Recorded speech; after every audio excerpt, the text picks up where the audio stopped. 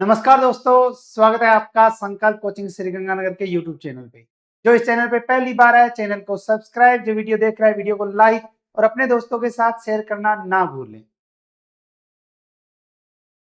CET 10+2 graduation MCQ batch 7 जुलाई से प्रारंभ, मात्र 399 के अंतर्गत।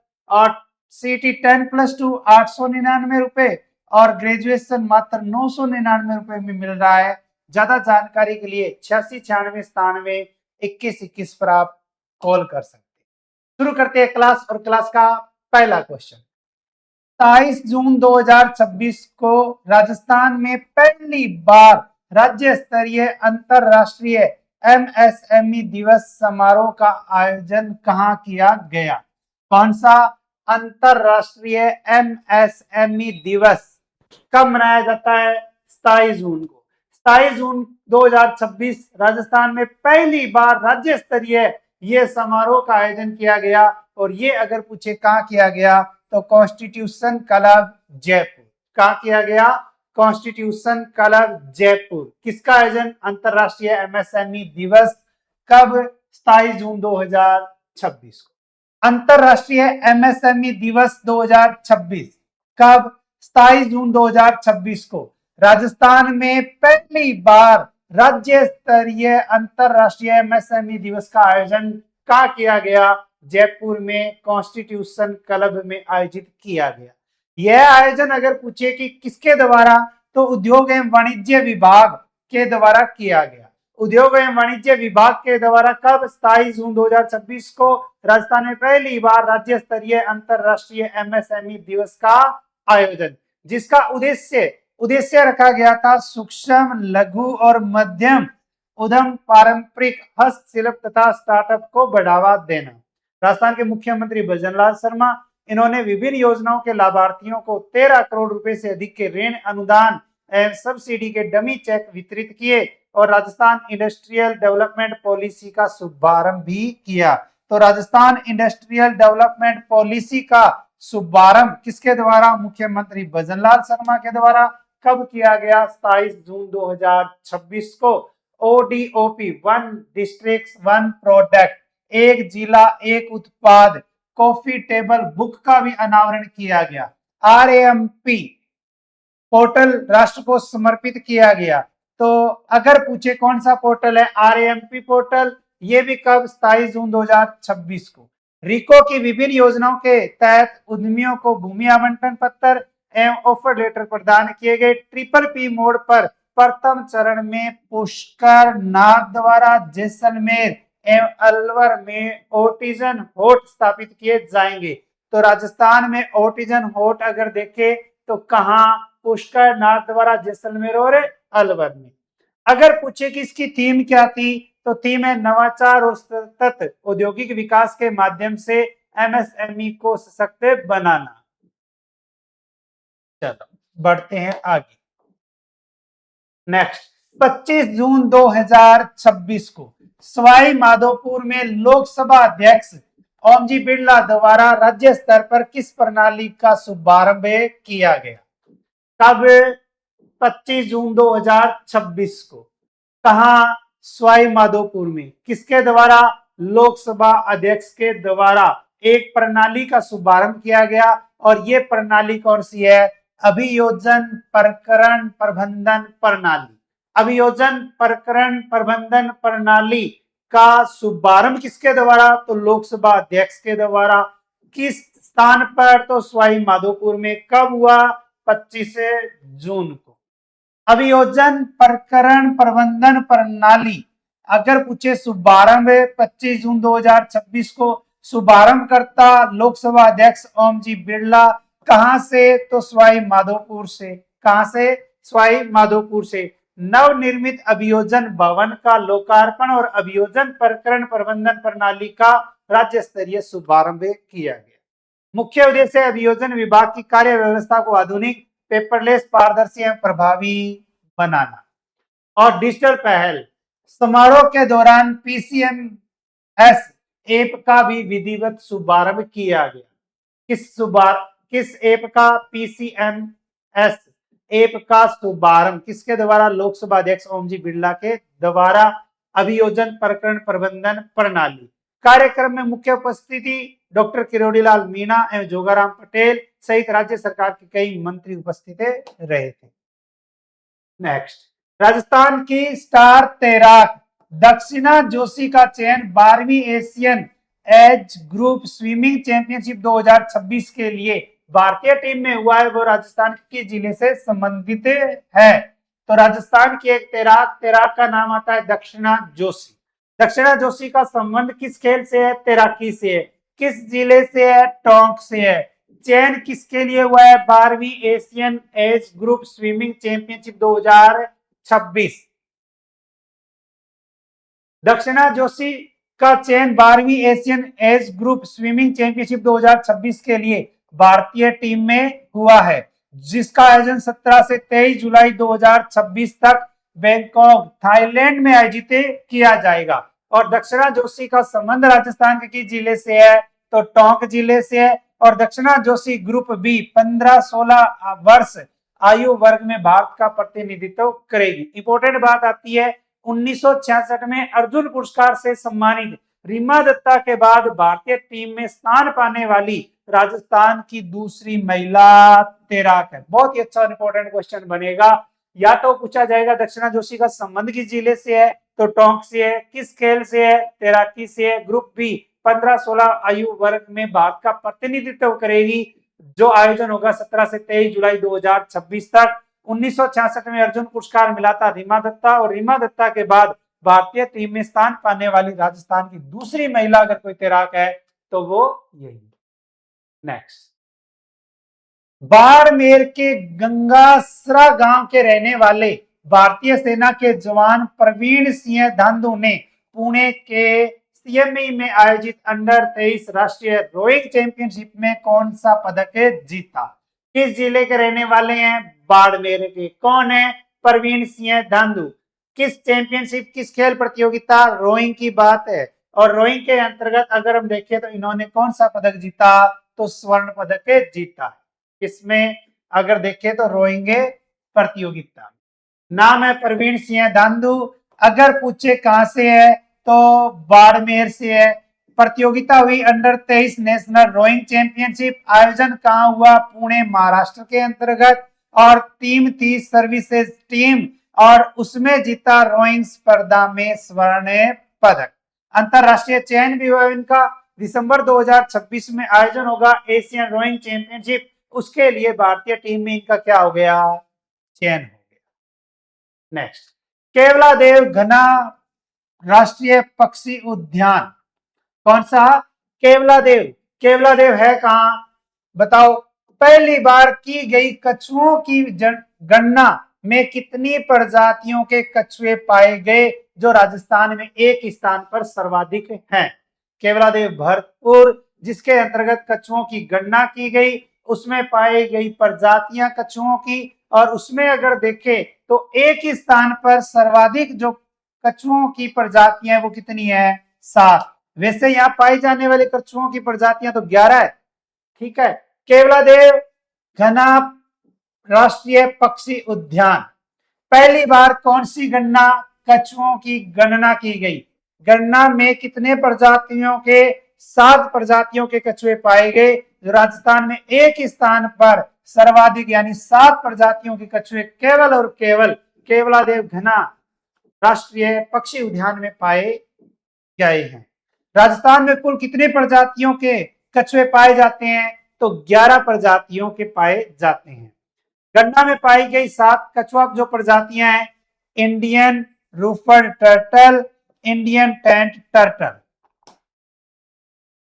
Crown river turtle, Indian flapshell turtle, Ganga softshell turtle, black pond turtle, Indian peacock softshell turtle. ये कितनी प्रजातियां? 7 प्रजातियां। 7 प्रजातियां अगर देखें तो पाई गई है। नेक्स्ट, प्रधानमंत्री जन धन योजना कौन सी? प्रधानमंत्री जन धन योजना के तहत जनधन खातों की संख्या के मामले में राजस्थान का देश में कौन सा स्थान है? अगर पूछे कौन सी योजना तो प्रधानमंत्री जन धन योजना। जनधन योजना में जनधन खातों की संख्या और खातों की संख्या में राजस्थान अगर देखे तो देश में कौन से स्थान पर है, तो तीसरे स्थान पर है। कौन से, तीसरे स्थान पर। प्रधानमंत्री जनधन योजना अगर पूछे कि घोषणा कब हुई, तो घोषणा हुई 15 अगस्त 2014 को प्रधानमंत्री श्रीमान नरेंद्र मोदी जी के द्वारा दिल्ली के लाल किले से। लेकिन योजना का शुभारंभ अगर पूछे तो 28 अगस्त 2014 को। और इस योजना का नोडल विभाग मंत्रालय अगर देखे तो वित्त मंत्रालय, वित्त विभाग। और राजस्थान में 3.84 करोड़ से अधिक जनधन खाते खोले जा चुके हैं। तो राजस्थान में 3.84 करोड़ से अधिक जनधन खाते खोले जा चुके हैं। इनमें से 2.94 करोड़ से अधिक खाते ग्रामीण अर्ध शहरी क्षेत्रों से हैं। और राजस्थान के जनधन खातों में 24,093 करोड़ रुपए से अधिक की राशि जमा है। कितनी है, 24,093 करोड़ रुपए से ज्यादा। जनधन खातों की संख्या के मामले में उत्तर प्रदेश 1 नंबर, बिहार 2 नंबर और राजस्थान देश में कौन से स्थान पर है, तीसरे स्थान पर है। तो जनधन खातों की संख्या सर्वाधिक है उत्तर प्रदेश, दूसरे नंबर पे बिहार और तीसरे नंबर पे अपना राजस्थान। योजना का उद्देश्य है प्रत्येक परिवार को बैंकिंग एवं वित्तीय सेवाओं से जोड़ना। योजना के अंतर्गत शून्य बैलेंस पर बैंक खाता खोला जा सकता है। खाता खोलने के लिए न्यूनतम शेष राशि की आवश्यकता नहीं होती। प्रत्येक खाता धारक को रुपए डेबिट कार्ड प्रदान किया जाता है। ये योजना शहरी और ग्रामीण दोनों क्षेत्रों में क्या है, लागू। नेक्स्ट, प्रधानमंत्री आवास योजना ग्रामीण के अंतर्गत आवास प्लस 2024 सर्वे के आधार पर तैयार ड्राफ्ट वरीयता सूची के अनुमोदन तथा विकसित भारत जी राम जी योजना के अंतर्गत ग्राम विकास कार्यों के प्रस्तावों पर विचार हेतु विशेष ग्राम सभा का आयोजन कब किया गया? कौन सी? प्रधानमंत्री आवास योजना ग्रामीण आवास प्लस 2024 सर्वे, उसके आधार पर राजस्थान के अंतर्गत विकसित भारत जी राम जी योजना और विकास कार्यों के लिए, वो भी कहां, ग्रामीण विकास कार्यों के लिए एक विशेष ग्राम सभा का आयोजन। और ये कब किया गया था? 29 जून 2026 को किया गया। कब किया गया? 29 जून 2026। विशेष ग्राम सभा का आयोजन राजस्थान में 29 जून 2026। आयोजन कहां हुआ? राजस्थान की सभी ग्राम पंचायत भवनों में। आयोजन का उद्देश्य था पीएमएवाई-जी के अंतर्गत आवास प्लस 2024 सर्वे की ड्राफ्ट वरीयता सूची का अनुमोदन और वीबीजी राम जी योजना के विकास कार्यों के प्रस्तावों पर विचार। आयोजक विभाग था राजस्थान सरकार का सूचना एवं जनसंपर्क विभाग। और पीएमएवाई-जी से संबंधित कार्य आवास प्लस 2024 सर्वे के आधार पर तैयार ड्राफ्ट वरीयता सूची का अनुमोदन करना। अब लाभ, पात्र लाभार्थियों को प्रधानमंत्री आवास योजना ग्रामीण का लाभ देना है। वीबीजी राम जी योजना ग्रामीण क्षेत्रों के विकास कार्यों की आगामी कार्य योजना के प्रस्तावों पर विचार एवं अनुमोदन। वीबीजी राम जी 1 जुलाई 2026। विशेष प्रावधान, पहले पीएमएवाई-जी में आवेदन से वंचित पात्र लाभार्थियों को भी आवेदन करने का अवसर दिया गया। मुख्य उद्देश्य पात्र परिवारों को आवास उपलब्ध करवाना तथा ग्राम स्तर पर विकास कार्यों की योजना को अंतिम रूप देना। नेक्स्ट, छत्तीसगढ़ में आयोजित ईस्टर्न स्लैम स्क्वैश चैंपियनशिप में अंडर 19 वर्ग का रजत पदक किसने जीता? अब देखो, रजत पदक एक है, कांस्य पदक अलग है। यहां पूछा गया है छत्तीसगढ़ में आयोजित ईस्टर्न स्लैम स्क्वैश चैंपियनशिप में रजत पदक, कौन सा? रजत पदक। और रजत पदक जीता है सुभाष चौधरी ने। किसने जीता है? सुभाष चौधरी ने जीता है। अगर देखे ईस्टर्न स्लैम स्क्वैश चैंपियनशिप 2026 का आयोजन कहां हुआ? तो छत्तीसगढ़ में, जिसके अंतर्गत एक खिलाड़ी है जिनका नाम आता है सुभाष चौधरी। कहां से है? जयपुर से है। उन्होंने कौन से वर्ग में? अंडर 19 में। कौन सा पदक जीता? रजत पदक जीता। कोच का नाम है खग्गाराम चौधरी। और सुभाष चौधरी का प्रदर्शन अगर हम देखें तो दिल्ली के यूसा नफीस से 9-11, 11-6, 6, 11-5, 11 से पराजित हुए। यानी कि इन्होंने जीता स्वर्ण और इन्होंने जीता रजत। Next, senior Colvin shield cricket tournament 2026 का खिताब किस टीम ने जीता है? हमारे राजस्थान के जयपुर में एक आयोजन हुआ आयोजन हुआ senior Colvin shield cricket tournament 2026 और इसका अगर पूछे खिताब किस टीम ने तो सीकर ने जीता। किसने? सीकर ने। Senior Colvin shield cricket tournament अगर पूछे आयोजन कहां हुआ तो जयपुर में। कहां? सवाई मानसिंह स्टेडियम। विजेता कौन रहा? सीकर। उपविजेता यानी किसे हराकर तो Udaipur. Player of the tournament किसे दिया गया? कौन है? हिमांशु नेहरा। कहां से है? सीकर से। अब विशेष उपलब्धियों में देखें तो राज्य स्तरीय सीनियर पुरुष वर्ग का खिताब किसने जीता? सीकर ने। अब इसमें खास बात आती है कि सीकर की महिला टीम ने भी फाइनल में जयपुर को हराकर राज्य स्तरीय सीनियर महिला वर्ग का खिताब जीता। यानी कि पुरुष और महिला दोनों वर्गों का खिताब अगर देखें किसने जीता? सीकर ने। पुरुष में सीकर ने उदयपुर को हराया और महिला टीम की बात करें तो सीकर ने जयपुर को हराया। सरिस्का के बांध पुनर्स्थापन के 18 वर्ष पूर्ण होने के उपलक्ष्य में अलवर में आयोजित राष्ट्रीय कार्यशाला का विषय क्या था? सरिस्का कहाँ है? अलवर में। वहां एक राष्ट्रीय कार्यशाला का आयोजन किया गया। उसके अंतर्गत कितने वर्ष पूरे हो गए? 18 वर्ष पूरे हो गए। और उसके अगर हम देखें तो एक विषय, एक थीम, और थीम रखी गई थी बाघ पुनर्स्थापन अवसर एवं चुनौतियां। सरिस्का में बाघ पुनर्स्थापन के 18 वर्ष पूर्ण होने के उपलक्ष्य में राष्ट्रीय कार्यशाला आयोजित की गई। आयोजक थे राष्ट्रीय बाघ संरक्षण प्राधिकरण के द्वारा कार्यशाला का आयोजन किया गया। आयोजन अगर पूछे कि राजस्थान में कहां हुआ तो अलवर में। विषय था बाघ पुनर्स्थापन अवसर एवं चुनौतियां। और संयुक्त आयोजन में यह कार्यशाला केंद्रीय पर्यावरण वन एवं जलवायु परिवर्तन मंत्रालय और राजस्थान सरकार के संयुक्त तत्वाधान में आयोजित की गई, जिसमें कार्यशाला का उद्घाटन किया भूपेंद्र यादव तथा राजस्थान के वन मंत्री कौन है? संजय शर्मा। परियोजना प्रारंभ। सरिस्का बाघ पुनर्स्थापित परियोजना का शुभारंभ कब हुआ? 2008। कब हुआ? 2008 में। और परियोजना के अंतर्गत सरिस्का में बाघों की संख्या बढ़कर कितनी हो गई है? 56। तो वर्तमान में सरिस्का अलवर में कितने बाघ हैं? 56।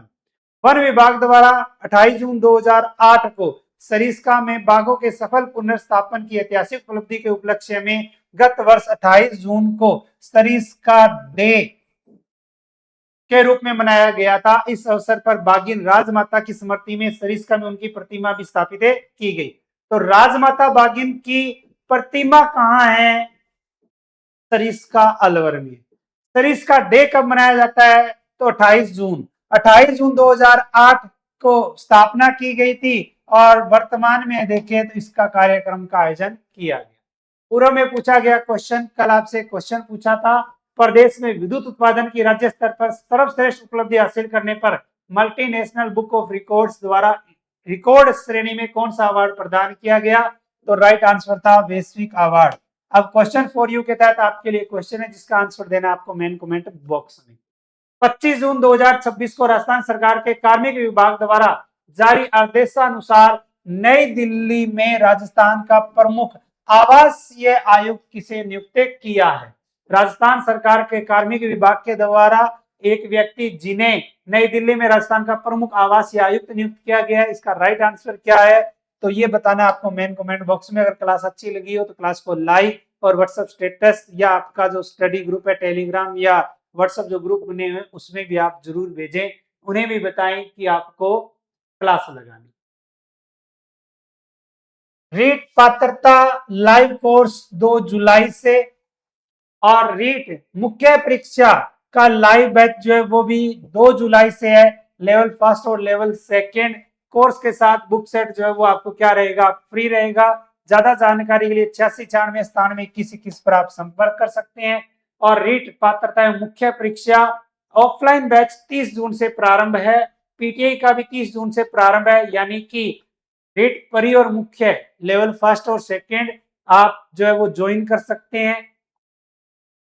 ठीक है, तो मिलते हैं कल नए 10 क्वेश्चनों के साथ। तब तक जय हिंद, जय भारत, नमस्कार।